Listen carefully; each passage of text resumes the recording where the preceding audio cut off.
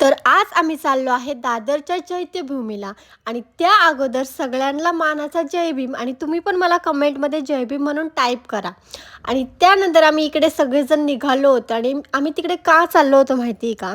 जे लग्नामध्ये हार टाकले होते ना एकमेकांना, तेच वाहण्यासाठी आम्ही चाललो होतो आणि पाया पण पडून यायचं होतं, म्हणूनच आम्ही निघालो. आम्ही इकडे टॅक्सी बुक केली आणि निघालो. आणि यूट्यूबला मी याचा लाँग व्हिडिओ टाकला आहे. तुम्ही जर अजून पण पाहिला नसेल तर प्लीज जाऊन तिकडे बघा. त्यानंतर आम्ही इकडे पोहोचलो आणि आम्ही पहिले गार्डनमध्ये गेलो आणि तिकडून पण एक रोड होता, पण तो बंद होता. मग आम्ही परत तिकडून निघालो आणि तिकडे जाता मध्ये फुल होतं. सगळे बोलले तोड नको, तरी पण मी तोडलं बघा आता. आणि नवरा नवरी बघा कसे हात टाकून चालले आहे गळ्यामध्ये.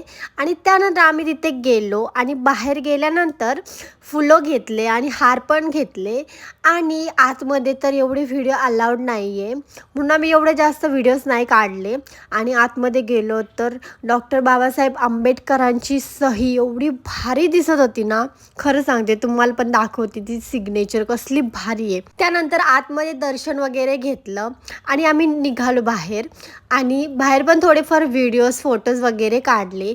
आणि हे लोक पाण्यामध्ये हार टाकायला गेले आणि तिथे फोटो काढणारा पण आला होता. मग आम्ही सगळ्यांनीच फोटो काढून घेतले.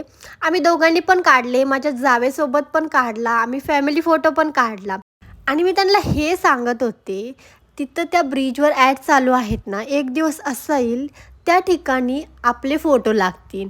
आणि हे कंप्लीट करण्यासाठी तुम्ही सगळ्यांनी मला सपोर्ट केला पाहिजे.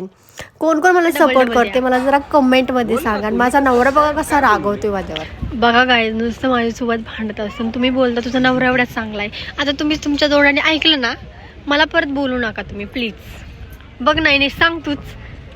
त्यानंतर आम्हाला तिथे घोडा दिसला आणि आम्हाला त्याच्यासोबत फोटो काढायचा होता. मी एवढी घाबरत होते त्याच्याजवळ जायला. जर त्याने लात मारली असती ना एक, आमच्या तर डायरेक्ट मोये झाला असता. आणि हा नयनेश पण किती घाबरत होता बघा. आणि त्यानंतर आम्ही थोडं पुढं गेलो आणि मला तिथे टेडी दिसला आणि तो पण खूप क्यूट होता आणि आम्ही त्याच्यासोबत पण खूप फोटोज वगैरे काढले.